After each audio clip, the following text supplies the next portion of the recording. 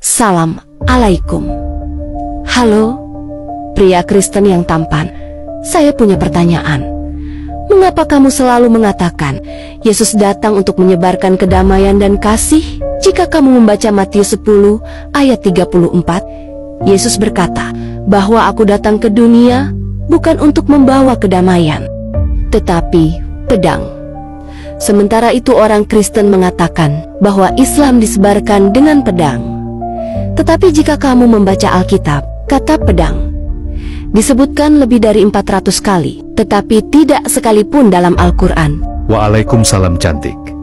Bagaimana cara kamu membacanya? Kamu benar-benar mengira itu.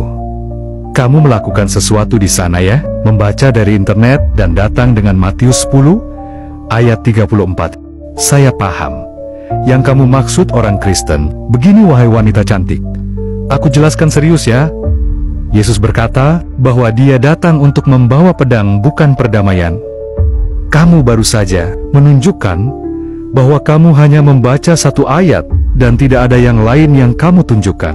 Pedang yang Yesus bicarakan bukanlah pedang senjata, bukan penaklukan militer, melainkan perpecahan, melainkan kekacauan. Itulah yang terjadi ketika kebenaran memasuki rumah yang penuh dengan kebohongan.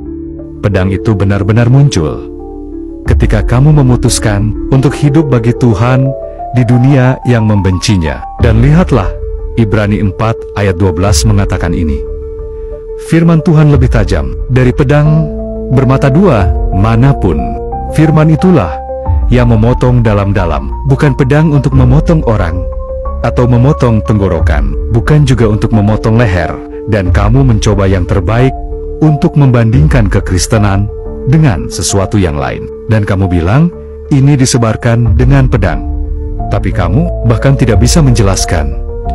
Karena kata pedang disebutkan 400 kali di bukumu. Apakah kamu mendengar dirimu sendiri, wahai wanita cantik? Yesus tidak menaklukkan kota-kota, ia membiarkan dirinya disalibkan. Kekristenan tidak disebarkan melalui kekerasan, melainkan melalui darah kita. Petrus disalibkan terbalik, Stefanus dirajam, Paulus dipenggal. Tidak ada seorang pun di antara mereka yang memiliki pedang, hanya keberserahan diri.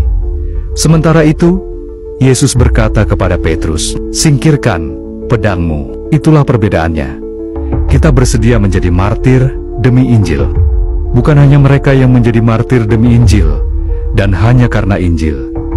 Di dalam Alkitab, ada 400 kali kata pedang. Apakah itu berarti benar-benar apa-apa yang kamu baca? Itukah yang kamu maksud?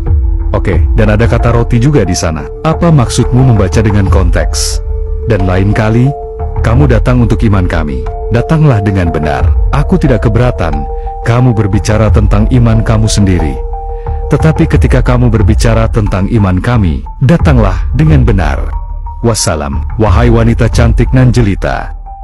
Terima kasih untuk penjelasannya, pria Kristen yang tampan. Wassalamualaikum. Tuhan memberkati kamu ya.